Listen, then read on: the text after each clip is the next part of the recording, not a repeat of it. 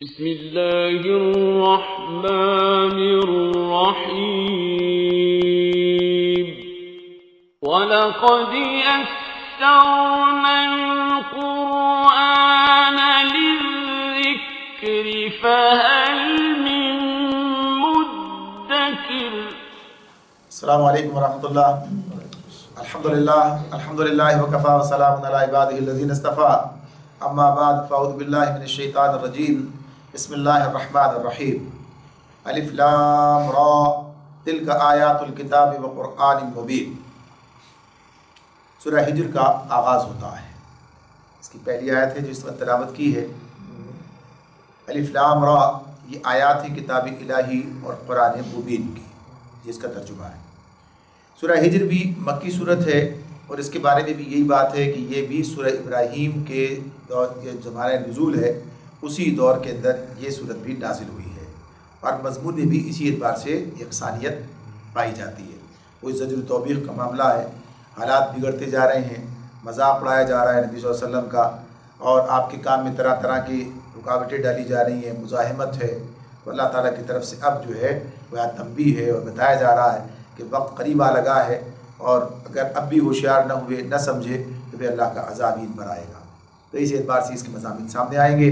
تو آغاز کیا اللہ تعالیٰ نے اسی اعتبار سے کہ الف لام را یہ آیات ہیں کتاب الہی اور قرآن مبین کی۔ قرآن مبین کہا ہے تو قرآن مبین کا یہ مبین کا لفظ جو ہے صفت کے طور پر، یعنی اس کے جو اپنی بات انتہائی کھول کر بیان کرتا ہے، بین سے ہی مبین بھی ہوتا ہے، یعنی واضح کر دینا۔ تو یہ کہ آیات قرآن جو اپنا مدعا صاف صاف بیان کرتا ہے، کوئی پتہ نہیں ایسی گجرک بات ہے، سمجھ میں نہیں آتی کہنا کیا چاہتے ہیں، یعنی بات اس طرح کی ہے کچھ بات سمجھ میں نہیں آتی، تو ایسا نہیں۔ قرآن بہت واضح طور پر اپنا مدعا بیان کرتا ہے کہ وہ انسانوں سے کیا مطالبہ کرتا ہے۔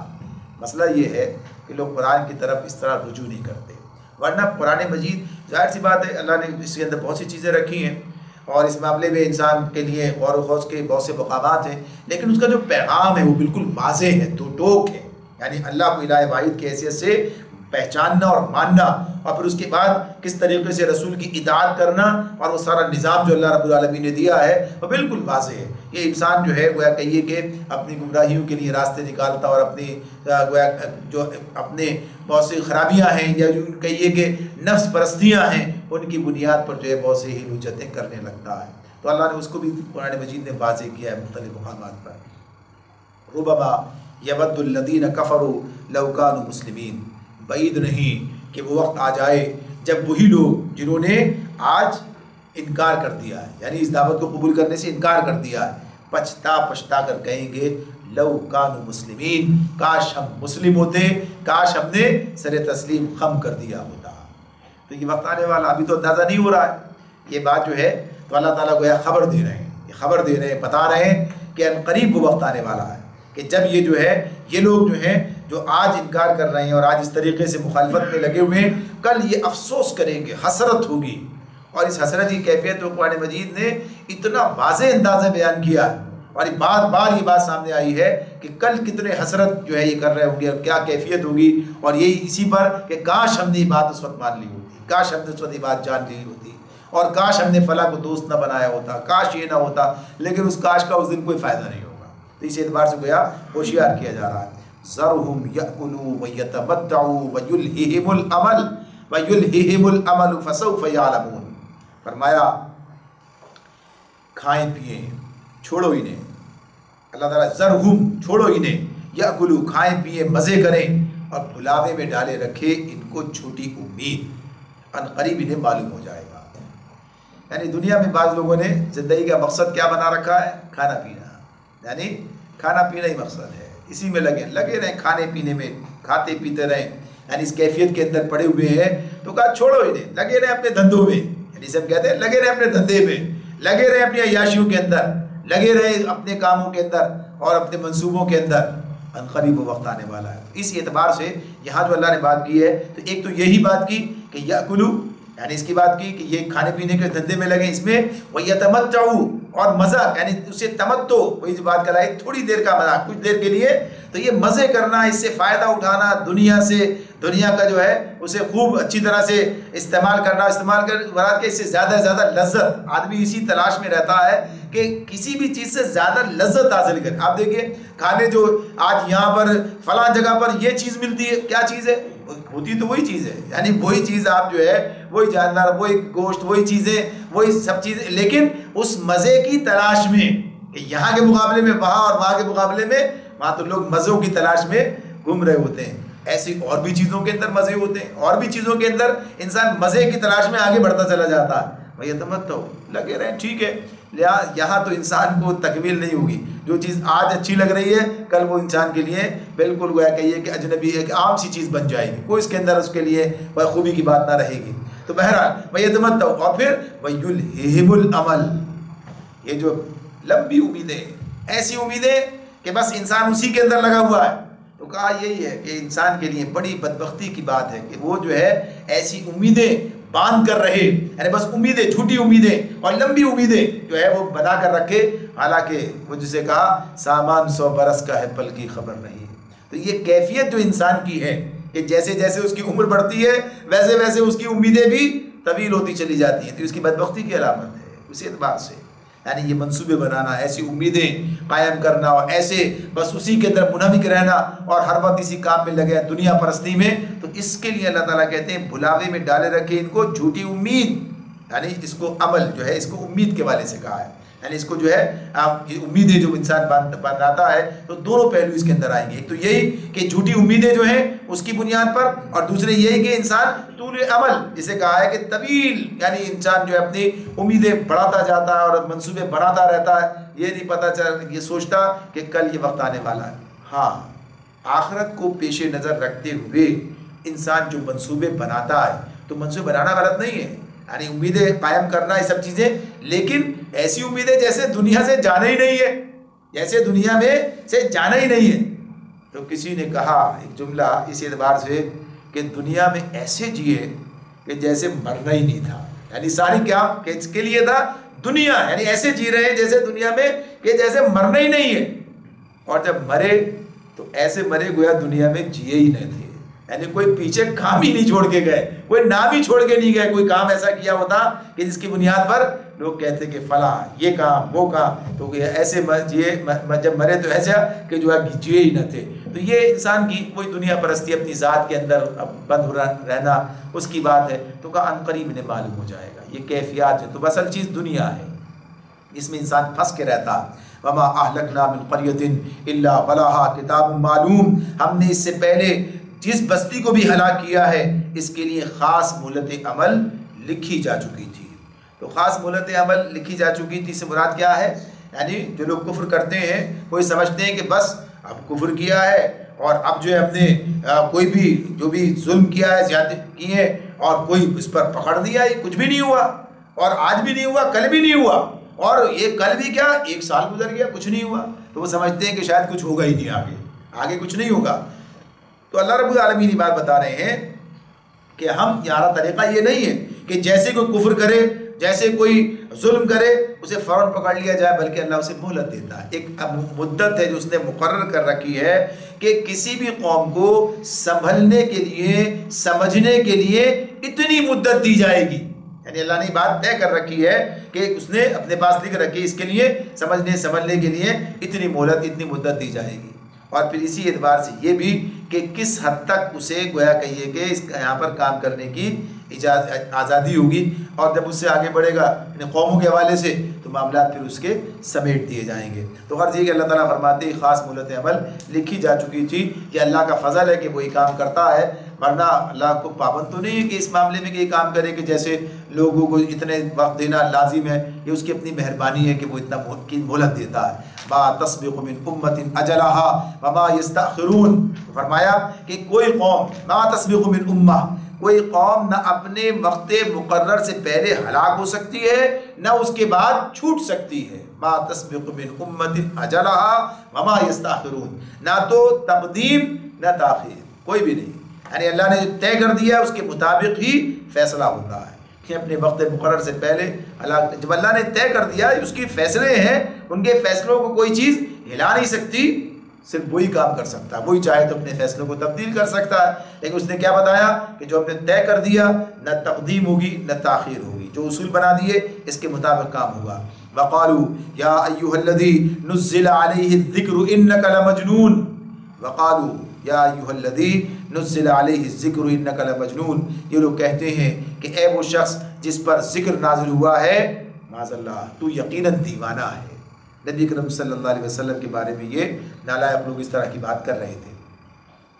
اب اس میں جو یہ بات کہتے ہیں، یہ جو کام یہ بات کہہ رہے ہیں وہ کہ اے وہ شخص پر ذکر نازل ہوا، تو اس میں اسے ہم نے پڑھا تھا جب ذکر کی بات کر رہے تھے کہ وہ بھی اسے ذکر کہتے ہیں۔ تو ذکر کس بنیاد پر کہتے ہیں؟ قرآن مجید میں اللہ رب العالمین نے قرآن مجید کے لیے ذکر کا لفظ استعمال کیا ہے، اور بھی مقامات ہمارے سامنے آتے ہیں، یہاں اسی اعتبار سے یہ کہہ رہے ہیں یا ان کی طرف سے بات آ گئی ہے۔ تو یہ اصطلاحاً یہ نام جو ہے قرآن مجید کے لیے، کلام الہی کے لیے،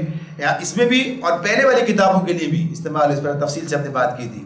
تو یہ سب کس بنیاد پر ہے کہ یہ چونکہ ذکر کا مطلب ہے یاد دلانا، ہوشیار کرنا، نصیحت کرنا، قرآن یہ کام کرتا ہے، اللہ کی کتاب یہ کام کرتی ہے، اس نے خود اسی کو ذکر کہا ہے، اسی کو ذکر کہا، اس میں اللہ ہی کا ذکر ہے، اس میں انسانوں کا ذکر ہے، ان کے اللہ سے تعلق پر جو ہے بحث کی گئی ہے، بات کی گئی ہے۔ اب یہ جو یہ بات کہتے تھے کہ اے وہ شخص پر ذکر نازل ہوا ہے، تو ذکر مانتے نہیں تھے یہ اس کو، ذکر کیا کہہ رہے ہیں؟ یہ ذکر جو جس حیثیت سے اس کو پیش کیا جا رہا ہے تو تنزیہ طور پر، یعنی کیا ہے فقرہ کیا رہا؟ تنزیہ، یعنی جس کو دعویٰ ہے کہ میرے اوپر ذکر نازل ہوا ہے، یعنی یہ نصیحت میرے پاس آئی ہے، یہ میرے پاس جو ہے پیغام آیا ہے جو تمہارے لیے نصیحت ہے، یعنی اس اعتبار سے تو یہ اس طرح سے یہ بات کہتے تھے۔ تو اسی میں جو ہے وہ گویا کہیے کہ نبی صلی اللہ علیہ وسلم کی گویا ایک طرح سے مذاق اڑانے کی کیفیت اس میں اس طرح جاتے تھے۔ لو ما تأتینا بالملائکۃ ان کنت من الصادقین، اور کہتے تھے اگر تو سچا ہے تو ہمارے سامنے فرشتوں کو لے کیوں نہیں آتا، یعنی جب قرآن کی بات کرتے ہو یہ تو ہم دیکھتے نہیں کون لاتا ہے، کدھر سے آتا ہے، کیا ہے یہ، اگر تم سچے ہو تو کہتے ہیں لو ما تأتینا بالملائکہ، تو ہمارے پاس تم ملائکہ کو فرشتوں کیوں نہیں لے آتے، ان کنت من الصادقین، اگر تم سچے ہو۔ نبی صلی اللہ علیہ وسلم سے یہ بات کہتے، اللہ تعالیٰ جواب دیتے ما ننزل الملائکۃ الا بالحق وما كانوا اذا منذرین، ہم فرشتوں کو یوں ہی نہیں اتار دیا کرتے، ہم فرشتوں کو یوں ہی نہیں اتار دیا کرتے، وہ جب اترتے ہیں تو حق کے ساتھ اترتے ہیں، اور پھر لوگوں کو وما كانوا اذا منذرین، پھر لوگوں کو مہلت نہیں دی جاتی، یعنی یہ فرشتوں کا اتارنا جو ہے کوئی تماشا نہیں ہے، یعنی کوئی کھیل نہیں، بس ادھر مطالبہ کیا اچھا بھائی لو فرشتے آ گئے سامنے، ایسا نہیں ہوتا ہے۔ فرشتوں کا آنا ایک مقصد کے تحت ہوتا ہے، یعنی یہ جو پردہ غیب کا ہے، یہ جو پڑا ہوا ہے، یہ اس وقت تک کے لیے جب تک کہ مہلت عمل باقی ہے، جیسے ہی مہلت عمل ختم ہوئی ویسے ہی فرشتے سامنے۔ آپ دیکھیے کہ انسان جب مرنے کا ہے، اتنی بات تو مجھے معلوم ہے کہ جب انسان کی موت کا وقت آتا ہے تو وہ اس کی نظروں کے سامنے، یعنی جب اس کی دنیا سے رابطہ منقطع ہوا اور آخرت کی طرف جب ادھر طرف جو ہے معاملات ان سے ان کے جڑنے لگے، یعنی نظر کا عالم طاری ہوا، تو اب کیا ہے، اب فرشتے اسے وہ نظر آنے لگتے ہیں، وہ کیفیت، اب توبہ کا وقت ختم ہو گیا، کہتے ہیں نا جب فرشتے نظر آ جاتے ہیں تو توبہ کا وقت ختم ہو گیا، تو اب کب آتے ہیں، جب معاملہ چکا دیا گیا ختم، تو فرشتوں کو بھیجنے کا وقت تو وہ آخری وقت ہوتا ہے جب کسی فرد یا کسی قوم کا فیصلہ چکا دیا جاتا ہے، اور وہ جب آتے ہیں تو صرف دکھانے کے لیے نہیں آتے، وہ لے جانے کے لیے آتے ہیں، وہ اپنا کام کرنے کے لیے آتے ہیں، وہ عذاب دینے کے لیے آتے ہیں۔ تو اس طرح سے گویا معاملہ جو ہے تو یہ کہتے ہیں کہ آ جائیں، تو اللہ تعالیٰ فرماتے ہیں کہ ایسے نہیں بیچتے ہم، جب بیچتے ہیں تو پھر معاملہ ختم کر دیا جاتا ہے، تو تمہیں مہلت دے رکھی ہے کہ ابھی یہ کام تمہارے کہنے کے باوجود یہ نہیں ہو رہا، تو اللہ فرماتے ہیں وہ جب اترتے ہیں تو حق کے ساتھ اترتے ہیں، بلکہ کہتے ہیں انا نحن ما ننزل الملائکۃ الا بالحق وما كانوا اذا منذرین، کہ جب وہ اترتے ہیں تو حق کے ساتھ اترتے ہیں اور پھر لوگوں کو مہلت نہیں دی جاتی۔ انا نحن نزلنا الذکر وانا له لحافظون، رہا یہ ذکر تو اس کو ہم نے نازل کیا ہے اور ہم خود اس کے نگہبان ہیں۔ اب یہ جس تناظر میں بات آ رہی ہے نا، ویسے تو ہم اس کو الگ سے بھی پڑھتے ہیں، یہ ایک آیت ایک جملے کے طور پر استعمال ہوتی ہے، مختلف مواقع پر اس سے دلیل لی جا رہی ہوتی ہے، قرآن کی حقانیت کے، قرآن کے محفوظ ہونے کے اعتبار سے۔ یہاں دونوں باتیں ہیں، یہاں کیا ہے، جنہوں نے ذکر کی بات کی، ذکر نازل کیا، تم پر ذکر نازل ہو، تو اللہ تعالیٰ کہتے ہیں ہم نے کیا یہ، انا نحن نزلنا الذکر، یعنی اس کا ایک حصہ یہ، ایک حصہ کیا ہے کہ اس ذکر کو ہم نے نازل کیا،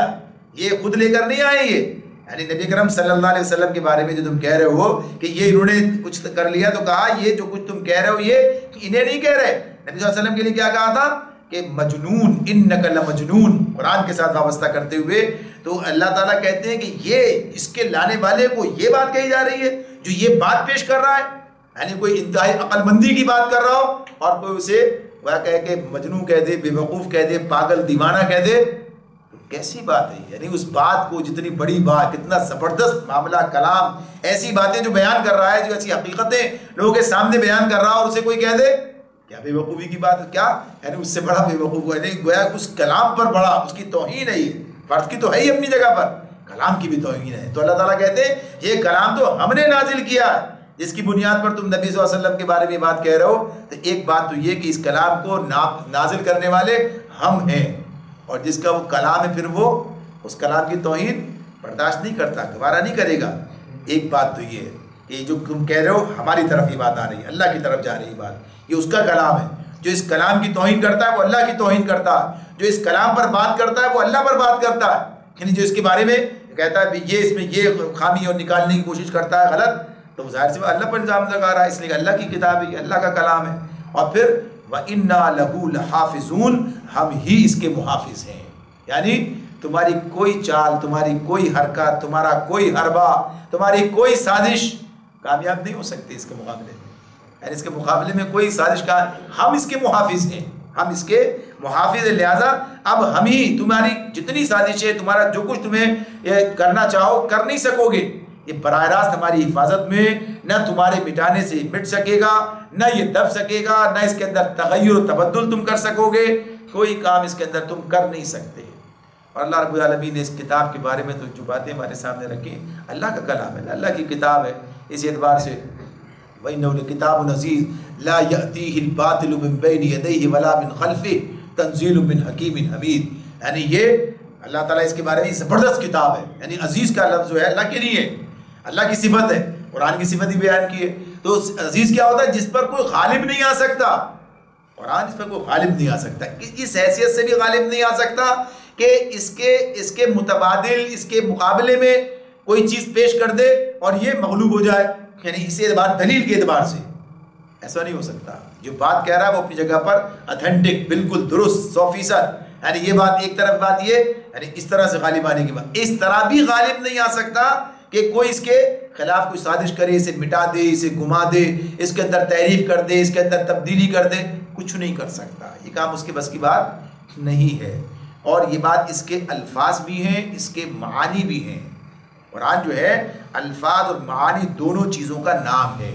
ابھی اس کی بات، اس کا موقع نہیں ہے کہ اس کی تفصیل میں ہم چلے جائیں، یعنی قرآن جو ہے صرف الفاظ کا نام نہیں ہے کہ الفاظ کا نام قرآن ہے، بلکہ الفاظ کے ساتھ معانی کا نام بھی قرآن، معانی بھی اس کے درکار ہے، یعنی دونوں چیزیں جو ہیں اس اعتبار سے، تو الفاظ کے ساتھ معانی، یعنی اسی طرح سے بات کیا ہے، کوئی کہ جیسے نبی صلی اللہ علیہ وسلم اس کی تشریح کرتے ہیں، اس کی تعبیر کرتے ہیں، اس کے بارے میں سمجھاتے ہیں، یہ ساری چیزیں جو ہیں تو وہ بھی اس کا حصہ ہے، اللہ تعالیٰ اس کو بھی محفوظ رکھے گا، تو اس اعتبار سے گویا کہ اللہ نے اس کی حفاظت کی بات کی ہے کہ یہ قرآن جو ہے یہ اللہ رب العالمین کا نازل کرتا ہے، لہٰذا باطل نہ اس کے آگے سے آ سکتا ہے نہ پیچھے سے آ سکتا ہے، آگے سے آنا دلیل کی بنیاد پر، پیچھے سے آنا سازش کی بنیاد پر، نہ سازشیں اس کا کچھ بگاڑ سکتی ہیں، نہ کوئی دلیل حجت بازی سے اس سے آگے نکل سکتا ہے، اس لیے کہ کلام ہی ایسا ہے یہ، تو اللہ رب العالمین نے اس کی حفاظت کا ذمہ لیا ہے، اس کا معاملہ یہ ہے۔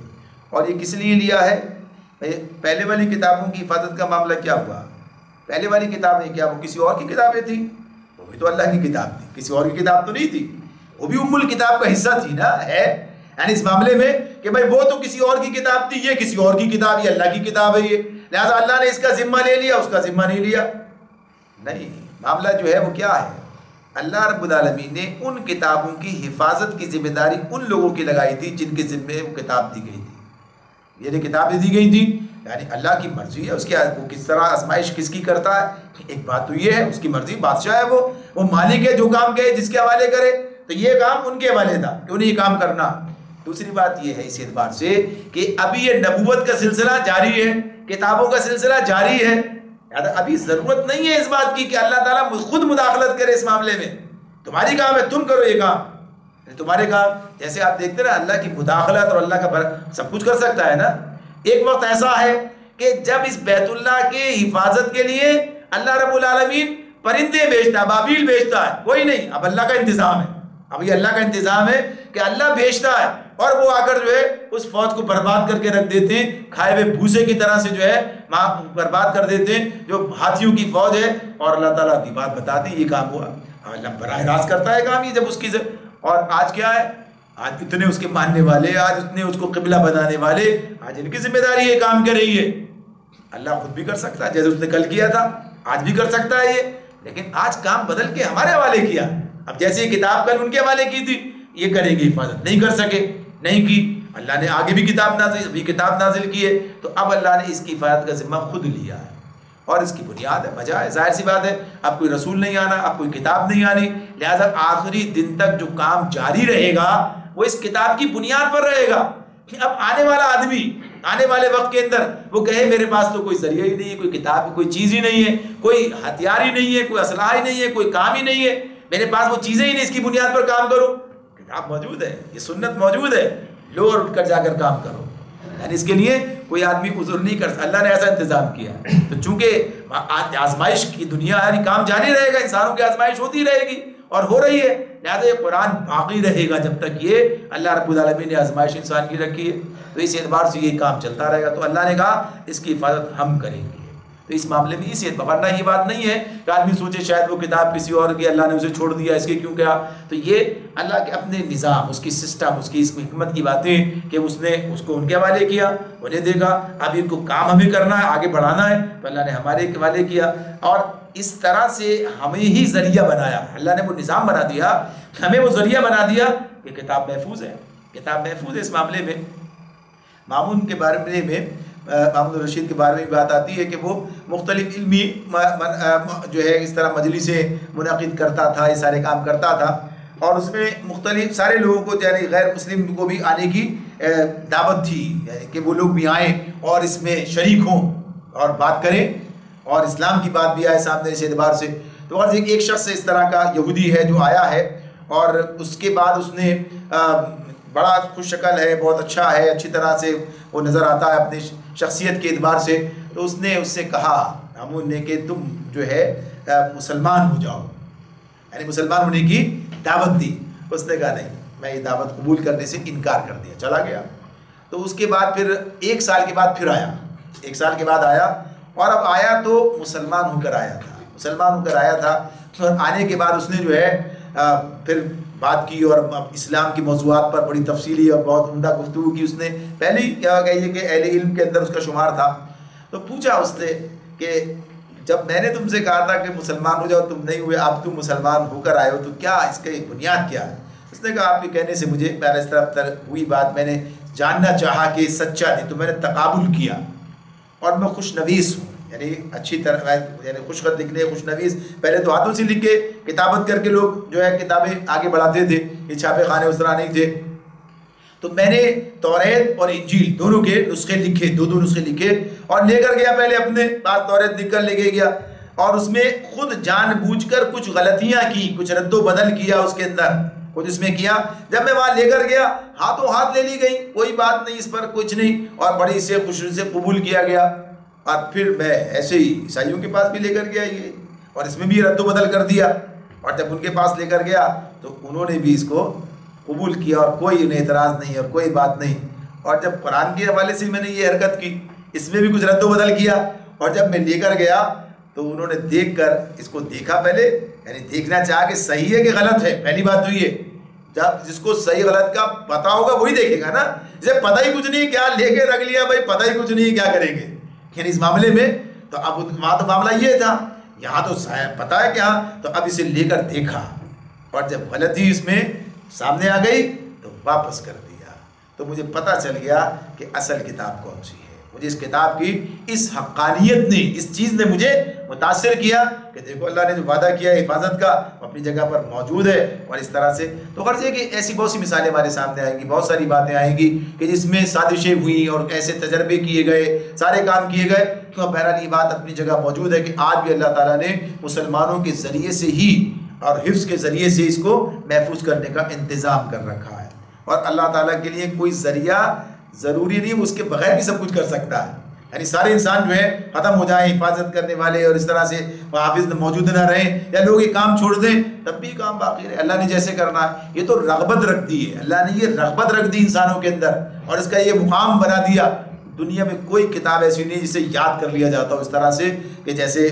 لفظ بلفظ جو ہے یہ کتاب یاد کی جاتی ہے۔ حالانکہ آپ دیکھتے ہیں یاد کرنے والے بھی بچے ہوتے ہیں اور کس انداز سے اجنبی زبان بھی ہوتی ہے ان کے لیے، لیکن پھر بھی کس طرح اس کو یاد کرتے ہیں۔ تو یہ اللہ تعالیٰ کا انتظام ہے، اور یہ کس مقصد کے لیے؟ تاکہ یہ آگے تک اپنا کام انجام دیتی رہے۔ وَلَقَدْ أَرْسَلْنَا مِنْ قَبْلِكَ فِي شِيَعِ الْأَوَّلِينَ، اے محمد صلی اللہ علیہ وسلم ہم تم سے پہلے بہت سی گزری ہوئی قوموں میں رسول بھیج چکے ہیں۔ وَمَا يَأْتِيهِم مِّن رَّسُولٍ إِلَّا كَانُوا بِهِ يَسْتَهْزِئُونَ، کبھی ایسا نہیں ہوا کہ ان کے پاس کوئی رسول آیا ہو اور انہوں نے اس کا مذاق نہ اڑایا ہو۔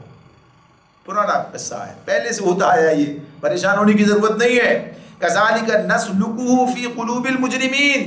كَذَلِكَ نَسْلُكُهُ فِي قُلُوبِ الْمُجْرِمِينَ، اور مجرمین کے دلوں میں تو ہم اس ذکر کو اسی طرح سلاخ کی مانند گزارتے ہیں، اور وہ اس پر ایمان لا یؤمنون بہ، یعنی اس پر ایمان نہیں لایا کرتے۔ آگے کی بات ہے یہ۔ تو بہرحال اس کے اندر جو بات اللہ تعالیٰ بیان کر رہے ہیں اس پر ذرا سی رکنے کی بات ہے۔ یہ جو کذالک نسلکہ،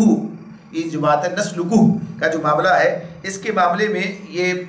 سلک جو سین لام کاف کے ساتھ میں کہ عربی اس کسی چیز کو دوسری چیز کے اندر پرونے کے، کسی جیسے سوئی میں دھاگا ڈالنا، یعنی اس اعتبار سے پرونے کی بات آتی ہے۔ تو اس میں اس طرح سے یہ بات، اس کے کچھ لوگوں نے اس پر کہا کہ یہ نسلکہ کی ضمیر جو ہے یہ استہزاء کی طرف ہے، اور لا یؤمنون کی جو اگلی آیت کے اندر آ رہی ہے بات لا یؤمنون بھی، اس کی جو ضمیر ہے یہ ان لوگوں کی طرف ہے جو ایمان نہیں لاتے، ان کی طرف ہے۔ تو یہ اس کی ایک اس کے مقابلے میں دوسری بات یہ کہ یہ دونوں ضمیریں جو ہیں انہی کی طرف ہیں، یعنی یہ جو ایمان نہیں لاتے انہی کے لیے ہے۔ تو یہ بات اس اعتبار سے ہے کہ یہ داخل ہوتا ہے مجرموں کے دلوں میں، ایسے جیسے کہتے ہیں نا، ایسی بات جو دل میں تیر کی طرح اتر گئی، یعنی ایسی بری لگی، ایسی بات ہوئی، یہ کیفیت ان کی ہے۔ یعنی اس کو پھر ادھر بھی، یعنی اس کی ایک یہ بات بھی ہے، یہ بھی کہا جا سکتا ہے کہ ان کے لیے یہ نہیں قبول کرتے وہ اسے، اور ایک یہ کہ یہ ان کے دلوں میں جب اترتا ہے تو کس طرح کہ جیسے کوئی تیر کی طرح سے، جیسے سلاخ کی مانند، یعنی برا لگتا ہے، انہیں جو ہے قبول نہیں ہوتا، پسند نہیں آتا۔ تو اس اعتبار سے کہا کہ ہم اسی سلاخ کی مانند گزارتے ہیں، اس پر ایمان نہیں لایا کرتے۔ لا یؤمنون بہ وقد خلت سنت الاولین، فرمایا قدیم سے اس قماش کے لوگوں کا یہی طریقہ رہا ہے، یعنی کہ وہ اس پر ایمان نہیں لاتے اور اسے ان کے لیے پسندیدہ نہیں ہے، پسندیدہ نہیں ہے۔ اور سورہ توبہ میں ہم پڑھ کر آئے تھے کہ یہ منافقین ہی کیسے مذاق اڑاتے تھے جب کوئی نئی صورت نازل ہوتی تھی، کیسا ان کو برا لگتا تھا، کیا کچھ یہ کرتے تھے، اور پوچھتے تھے کس کس کے ایمان میں اضافہ ہوا اور کیا کیا اس طرح کی حرکتیں کرتے تھے۔ تو یہ کیفیت ان کی ہے۔ وَلَوْ فَتَحْنَا عَلَيْهِمْ بَابًا مِّنَ السَّمَاءِ فَظَلُّوا فِيهِ يَعْرُجُونَ، اگر ہم ان پر آسمان کا کوئی دروازہ کھول دیتے اور وہ دن دہاڑے اس میں چڑھنے بھی لگتے، لَقَالُوا إِنَّمَا سُكِّرَتْ أَبْصَارُنَا انما سکرت ابصارنا بل نحن قوم مسحورون، جب بھی وہ یہ کہتے کہ ہماری آنکھوں کو دھوکا ہو رہا ہے، بلکہ ہم پر جادو کر دیا گیا ہے، بلکہ ہم پر جادو کر دیا گیا ہے۔ یعنی یہ جواب ہے اس اعتبار سے۔ اس بات کا بھی لوگ سوچتے تھے نا کہ کوئی ایسا معجزہ آ جائے، کوئی ایسی بات آ جائے کہ اس کے بعد انکار کرنا ناممکن ہو جائے، تو کہا کہ یہ جنہیں نہیں ماننا ہے وہ کبھی بھی نہیں مانتے، جادو ہے صاحب، یہ کہہ دیا خالی کہ اس کے بارے میں، اب بات ختم ہو گئی۔ جیسے موسیٰ علیہ السلام جب فرعون کے پاس وہ لے کر آئے نشانی، تو کیا کہا اس نے؟ جادو ہے، یعنی مان کے نہیں دیا اس نے، حالانکہ جادو کو بھی سمجھتا تھا اور اس کو بھی جانتا تھا، یعنی وہ دور ایسا تھا لوگ سمجھتے تھے۔ تو بنیادی طور پر بات کیا ہے کہ جو دلیل سے نہیں مانے گا وہ کسی بھی چیز سے نہیں مانے گا، اور جو جسے ماننا ہوگا وہ دلیل سے مانے گا، اور ساتھ ساتھ ماننے والے کے لیے اس کا سلیم الفطرت ہونا بھی ایک شرط ہے، یعنی اس کا بھی کہ آدمی صحیح ہے، آدمی درست ہے۔ آدمی بعض لوگ یعنی فطرتاً اتنے بگڑ چکے ہوتے ہیں کہ سیدھے راستے، یعنی سیدھی بات ہی نہیں سمجھنا چاہتے، سیدھے راستے پہ چلنا ہی نہیں چاہتے ہیں، تو ان کی فطرت کے اعتبار سے وہ اپنے آپ کو اتنے مقام پر لے جا چکے ہوتے ہیں۔ تو فرمایا کہ اگر ہم یہ بھی کر دیتے کہ آسمان کا کوئی دروازہ کھول دیتے تو وہ دن دہاڑے اس میں چڑھنے بھی لگتے، تب بھی وہ یہی کہتے کہ ہماری آنکھوں کو دھوکا ہو رہا ہے، بلکہ ہم پر جادو کر دیا گیا ہے۔ وَلَقَدْ جَعَلْنَا فِي السَّمَاءِ بُرُوجًا وَلَقَدْ جَعَلْنَا فِي السَّمَاءِ بُرُوجًا وَزَيَّنَّاهَا لِلنَّاظِرِينَ وَحَفِظْنَاهَا مِنْ كُلِّ الشَّيْطَانِ الرَّجِيمِ، یہ ہماری کار فرمائی ہے کہ آسمان میں ہم نے بہت سے مضبوط قلعے بنائے، ان کو دیکھنے والوں کے لیے مزین کیا اور ہر شیطان مردود سے ان کو محفوظ کر دیا، کوئی شیطان ان میں راہ نہیں پا سکتا۔ یہ جو بروج کا لفظ ہے، اب یہ آپ سنتے ہیں نا برج خلیفہ، یہ آتا ہے سامنے، بڑی مضبوط قسم کی عمارت کے لیے برج کا لفظ استعمال ہوتا ہے۔ برج کا جو لفظ ہوتا ہے اس میں اسی کی جمع بروج ہے، اس میں کہا والسماء ذات البروج، وہاں بھی آتا ہے اس بات سامنے۔ اب یہاں پر جو اللہ نے کہا کہ آسمان میں ہم نے بہت سے مضبوط قلعے بنائے ہیں، اچھا ایک لفظ یہ بھی برج کا استعمال ہوتا ہے، ویسے بھی اسی طرح سے اردو کے اندر ہمارے سامنے آ جاتا ہے کہ وہ جو ستاروں کی منزلیں کہتے ہیں آج فلاں ستارہ فلاں برج کے اندر ہے لہٰذا آج یہ کمال ہوگا، لوگوں کو بیوقوف بنانے کا دھندا چلتا ہے۔ تو اسی طریقے سے کہ آج وہ فلاں ستارہ فلاں برج میں اور اس لیے یہ آج یہ کام کیا جائے گا تو ایسا ہوگا اور اس طرح، تو یہ ایک سسٹم یہ بھی لوگوں نے بنایا ہوا۔ بہرحال کہ جو اللہ نے چیزیں بنائی ہیں ان کی جو اپنی ایک حقیقت اور ایک حیثیت، حساب کتاب، یہ ساری چیز وہ اپنی جگہ پر ہیں، لیکن وہ انسانی زندگی پر قسمتوں پر اثر انداز ہونے والی نہیں ہے۔ جیسے اللہ نے قطب ستارہ بنایا کہ بنایا وہ جو کہیے کہ اس کے لیے سمتوں کے حوالے سے انسان کو راستہ بتانے کے لیے ایک ذریعہ بنا ہوا ہے، وہ اللہ تعالیٰ لوگ ستاروں کے ذریعے سے راستہ تلاش کرتے تھے اور اب بھی بہرحال یہ ذریعہ تو اپنی جگہ موجود ہے، حالانکہ جب جدید ذرائع موجود ہیں اس لیے اس طرف رجوع نہیں کرتے لوگ، اب پہلے کھڑا کیا کرتے تھے، یہ بات تھی، اس کا فن بھی تھا لوگوں کے پاس۔ تو اس طرح سے کچھ نے کہا کہ یہ وہ بروج ان کے لیے ہے کہ سورج کو اللہ نے مدار جو تقسیم ہوئے تو یہ 12 منزلوں کے اس سے مراد ہے۔ تو یہ اس میں جو بات ہے بنیادی طور پر وہ یہی ہے کہ یہ جو آسمان کے اندر اللہ نے جو سسٹم بنا رکھا ہے چیزیں ہیں، ہم اس کی تفصیل میں نہیں جاتے کہ جس طریقے سے اللہ نے محفوظ کر رکھا ہے آسمان کے اندر جو چیزیں ہمارے سامنے آتی ہیں، اور جس طریقے سے پتہ چلتا ہے کہ اتنے مقام تک جو ہے کہ یہ قرہ اس طرح سے محفوظ ہے کہ اللہ نے کیا اس کے اندر جو ہے کشش رکھی ہے، کیا کوئی چیز اس کے اندر داخل نہیں ہو سکتی ہے، باہر نہیں نکل سکتی، اوزون کیا ہوتا ہے، فلاں کیا ہوتا ہے۔ مقصد یہ کہ اللہ نے یہ سب چیزیں بنا رکھی ہیں جس کے اندر یہ چیزیں دوسری داخل نہیں ہوتی، یہ اللہ کا ایک نظام ہے، ایک نظام کے اعتبار سے۔ تو اس میں عالم بالا کے خطے ہیں جن کو اللہ نے اس طرح سے تقسیم کر رکھا ہے، تو اس میں یہ کام بھی اللہ نے کیا بتایا اس میں کہ ہم نے ان کو دیکھنے والوں کے لیے مزین کیا، وزینا للناظرین، ناظرین یعنی انہیں اس طرح مزین کیا کہ ہر خطے میں کوئی اللہ نے ستارہ رکھا ہے، اس کے اندر کوئی سیارہ رکھا ہے، اور اس اعتبار سے اسے روشن کر دیا ہے، یعنی اسے روشن کیا ہے، یعنی کائنات دیکھتے ہیں ہم تو ہمیں بڑی خوبصورت روشن نظر آتی ہے، یعنی کوئی بالکل اندھیری اور اس کے اندر کچھ نہیں ہے۔ اگر یہ سب انتظام نہ کیا ہوتا تو اللہ نے ایسا انتظام کیا، اسے خوش منظر بنایا، اس طرح سے اس کو اس انداز سے بنایا ہے، تو یہ اس کی ایک کیفیت بیان کی ہے، اور پھر کہا کہ ہم نے اسے ہر شیطان مردود سے محفوظ کر دیا ہے، کوئی ان میں راہ نہیں پا سکتا۔ یعنی یہ جو تصور تھا اس زمانے میں بھی، آج بھی لوگ جنوں کے بارے میں تصور رکھتے ہیں، جن تو بڑی طاقت، پتہ نہیں کیا کیا کر سکتے ہیں، یہ جنوں کے بارے میں انسان کے ذہن میں اپنی بات رکھتا ہے اور بڑی چیز سمجھ رہا ہوتا ہے، حالانکہ ٹھیک ہے ایک مخلوق ہے، اس کو اللہ نے کچھ صفات دی ہے اس اعتبار سے، اور انسانوں کو بہرحال دوسری صفات دے رکھی ہیں، اس بعض معاملات میں وہ زیادہ کسی میں نظر آتے ہوں، لیکن فی الاصل مکمل طور پر انسان ہی سب سے بہتر مخلوق ہے اللہ رب العالمین کی۔ اس کا لقد خلقنا الانسان فی احسن تقویم، سب سے بہتر صورت میں اللہ نے انسانی کو پیدا کیا، اور آگے مضمون آنے والا ہے جس کے اندر یہ بات سامنے آئے گی کہ اللہ نے جو اپنی روح سے پھونکا ہے تو اس بنیاد پر جو کیفیت انسان کی ہے وہ الگ ہی ہے، اس کا کسی اور کے ساتھ کوئی متبادل نہیں سامنے آتا۔ تو غرض یہ ہے کہ بہرحال کچھ طاقتیں ہیں کہ ٹھیک ہے پرواز کی طاقت ہے، لیکن کس حد تک؟ ایک حد تک ہے، وہاں نہیں جا سکتے، وہ ساری چیزیں نہیں لے سکتے، اور اس بات کو پھر سورہ رحمان میں بھی ہمارے سامنے آئے گی، اس میں یہ بات آئے گی کہ اگر یہ جاتے ہیں تو مار بھگائے جاتے ہیں، تو اس کے لیے کہا کہ شہاب ثاقب کہا تو الا من استرق السمع فاتبعه شهاب مبین، اور الا یہ کہ کچھ سنگن لے لے، اور جب وہ سنگن لینے کی کوشش کرتا ہے تو ایک شعلہ روشن اس کا پیچھا کرتا ہے، شہاب مبین، یا شہاب مبین کا ایسے، اور دوسرے مقام پر شہاب ثاقب بھی کہا ہے اسے۔ تو جہاں پر شہاب ثاقب ہے تو اس کا مطلب ہوتا ہے تاریکی کو چھیدنے والا شعلہ، یعنی یہ ہوتا ہے، اور یہاں پر جو ہے جب اس میں تو شعلہ روشن، شہاب مبین کہا تو شعلہ